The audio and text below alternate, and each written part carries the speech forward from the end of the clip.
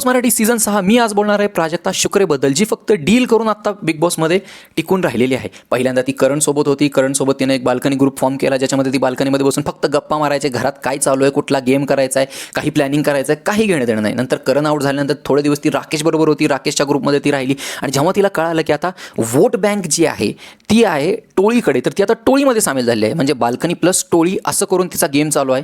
वैयक्तिक game zero, planning zero. कुठलंही काम करायचं असेल तर काम फक्त ती करणार आणि फक्त प्रत्येक वेळेस पब्लिक बघते एवढंच ती फक्त बोलत असते, बाकी काहीसुद्धा नाही. गेम तिचा झिरो आहे.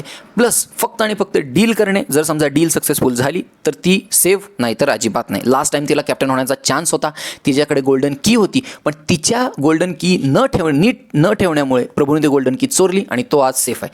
तर याच्यावरून आपल्याला कळतं की माणूस किती सिरियस आहे गेमबद्दल. सो लेट्स सी की प्राजक्ता अशा डील्स करत करत किती पुढे जाते आणि खरंच बिग बॉसमध्ये टिकून राहते का काय. कारण राकेश तर तिला टॉप 5 मध्ये बघतोय.